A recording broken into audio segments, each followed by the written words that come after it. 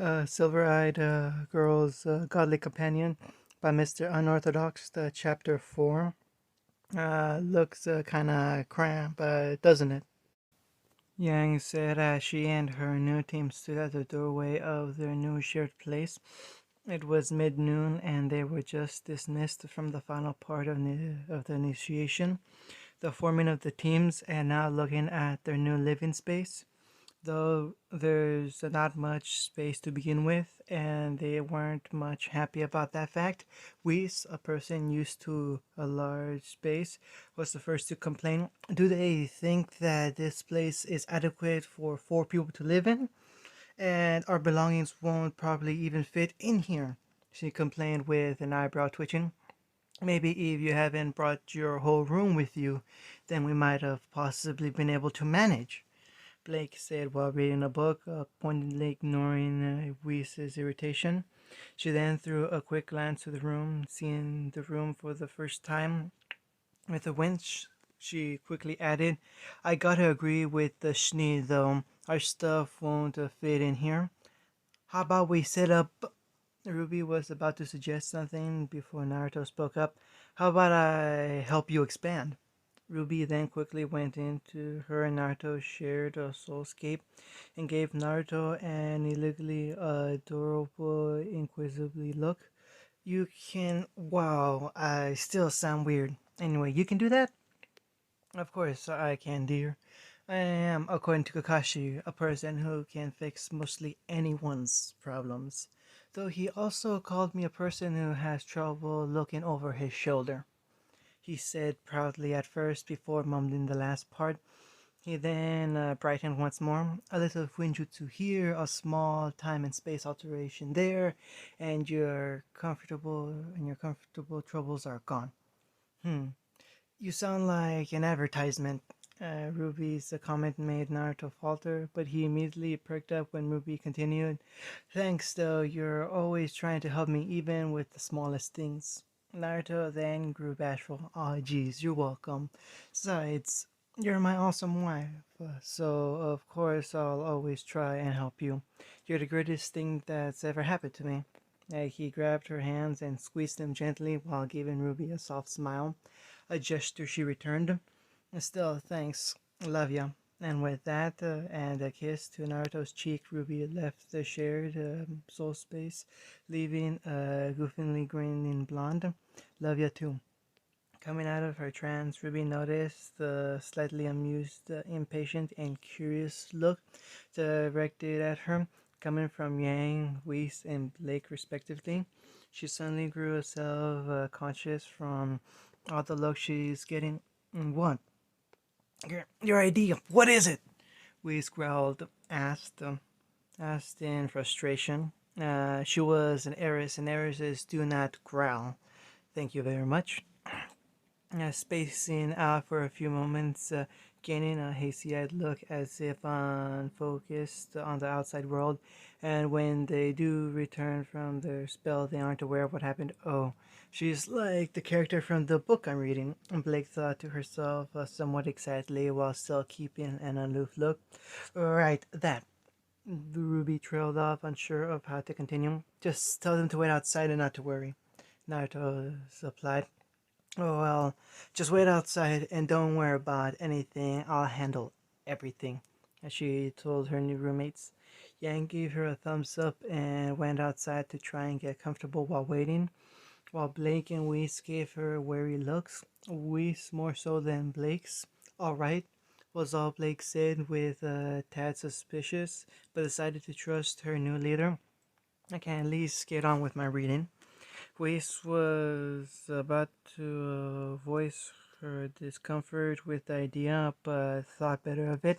It's not like she'll make our living space much more uncomfortable, she thought, and made to leave, but not before giving Ruby a slight glare. She was still a little miffed,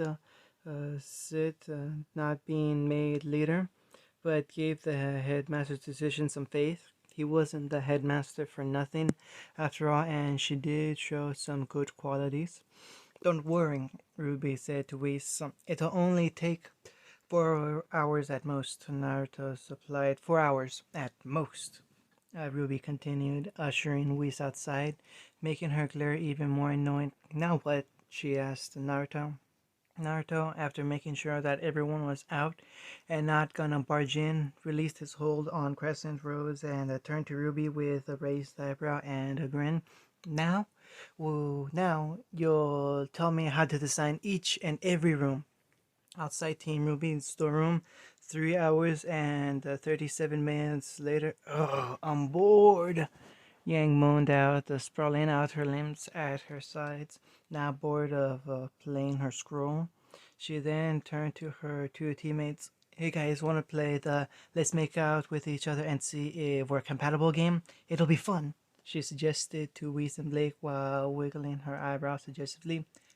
How obscene, Weiss explained with a red face. Do you ask that to every person you just met?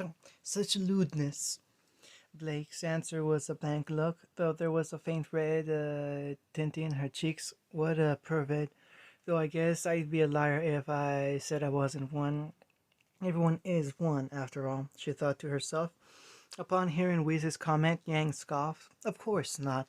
I only asked that to every hot girl I just met, not every person.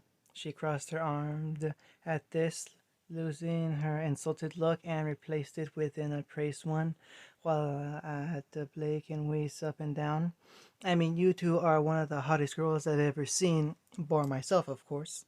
Before Weiss, or possibly Blake, if she felt like it, could retort, Ruby's voice called from the other side of the door. Hey guys, it's done! Weiss, already tired of dealing with the perverted blonde, was the first to move to enter their dorm. Of course, upon seeing it, she immediately had to correct herself, for it was no simple room anymore. Before, it only had just one room and one bathroom solely for waste disposal. Showers were taken at a shared facility. Now it has a living room which has two couches, one love seat, a coffee table in the middle, a television attached to a wall, and a shelf of books the right side by the TV, and two corridors, one leading to four doors, two on each side, which she assumed were their rooms, while the other has five doors, two on each side, with the last one at the end of the corridor looking ominous. Okay, how did you do this?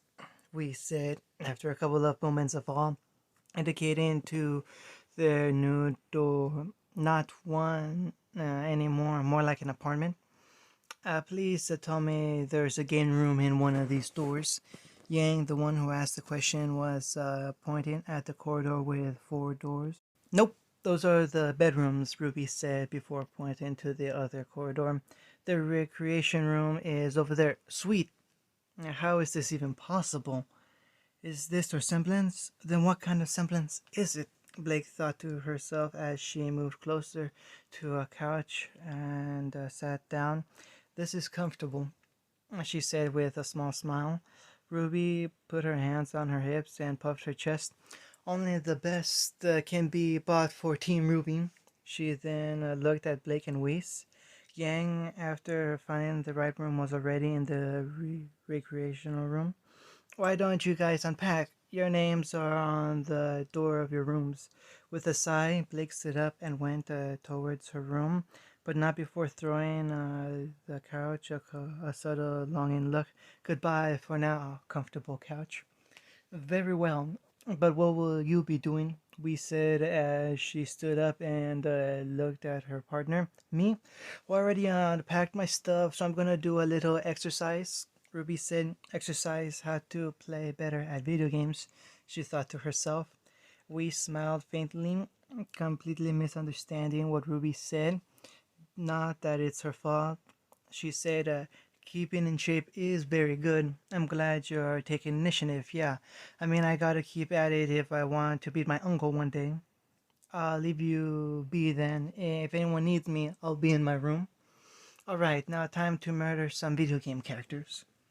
Meanwhile, at Salem's castle, what do you mean, mistress is dead? A young raven-haired woman asked the figure sitting on her goddess's throne. Just as I said, dear, my cousin was murdered quite easily, so if I might add, the being said in a powerful yet alluring androgynous voice. And so you will now do as I say, do you understand? That can't be. Mistress is. The raven-haired woman was caught off by an immense wave of power that washed over her. Understand? The powerful being asked once more, this time getting a small nod from the woman. They then stood up, their figures still obscured by the shadows as before. Good. I'm glad that we've come to an understanding, Cinderfall. Otherwise, despite all her courage, all her intelligence, all her power, Cinder couldn't do anything but shiver from the person's tone, and not the pleasant kind either. Yes, I am glad. You know what I despise the most?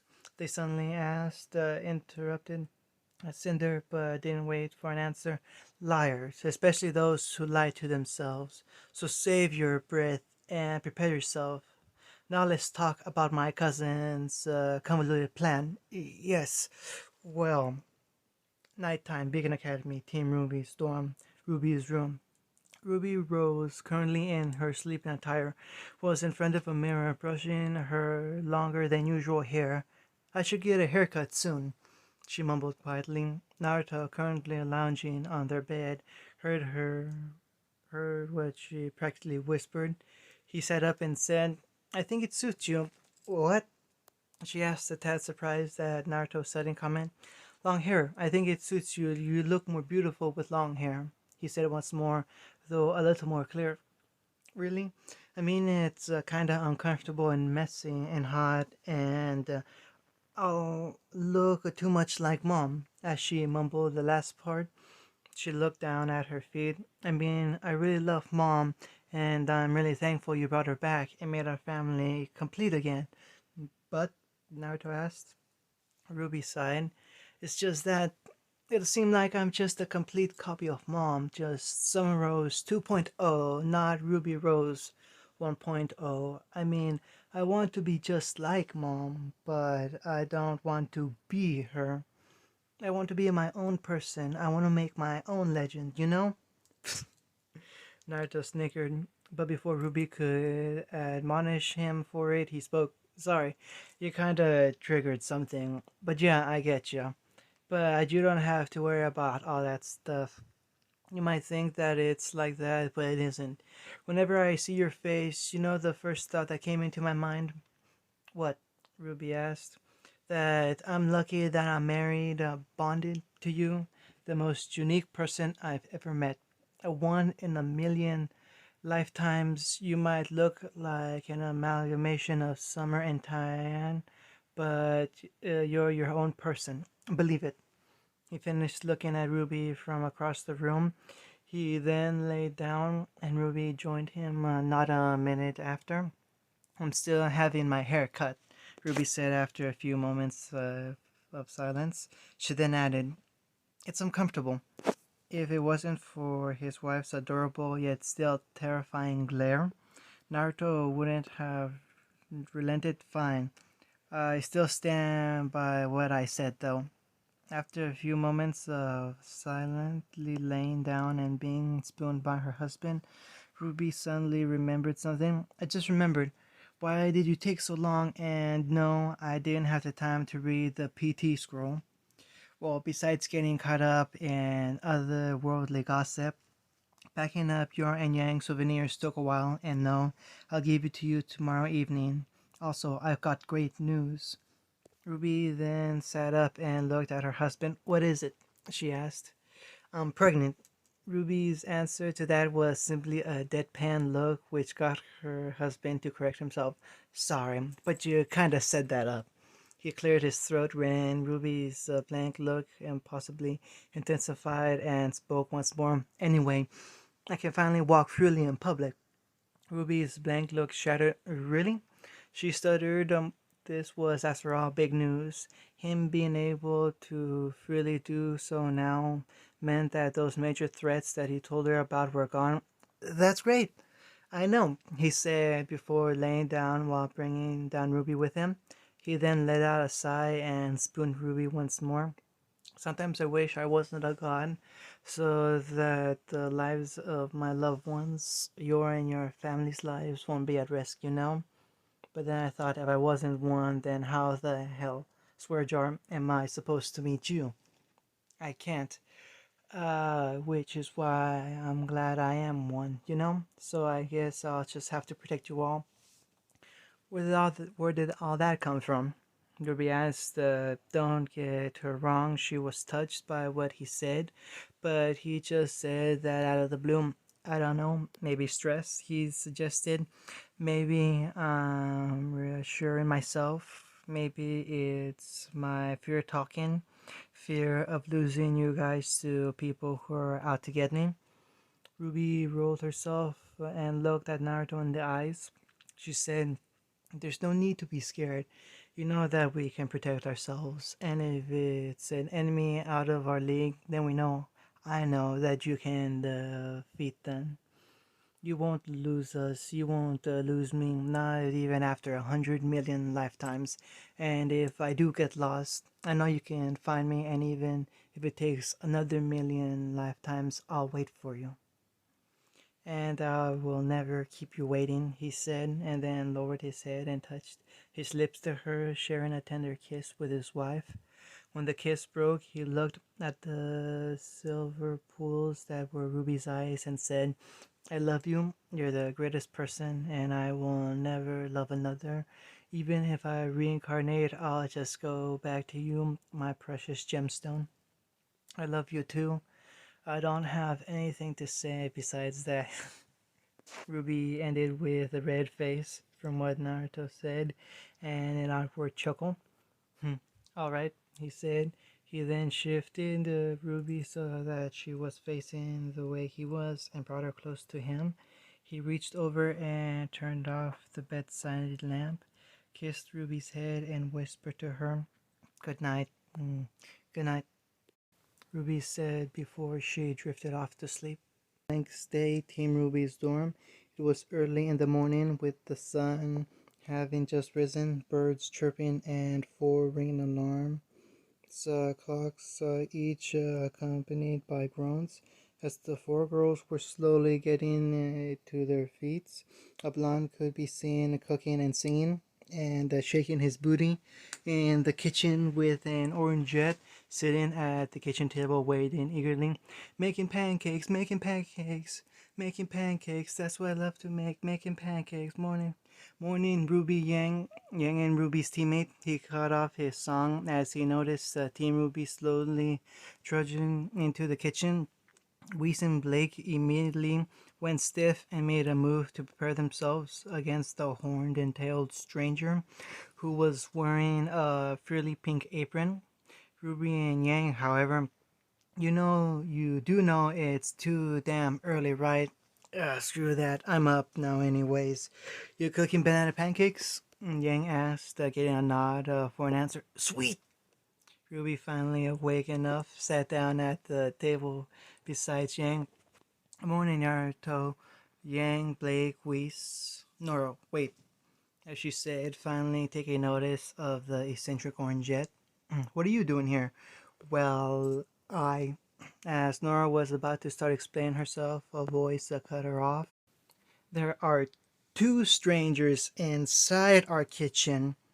Are you seriously asking one of them what they're doing here? Weist asked in an indignant manner. She continued, What if they're here to kill us? Or worse, kill me? Naruto had a deadpan look on his face that Ruby, Yang, and Blake also had, and faced Weiss while still flipping pancakes. If I wanted to, I could have done that while you were asleep. He faced the stove again before continuing.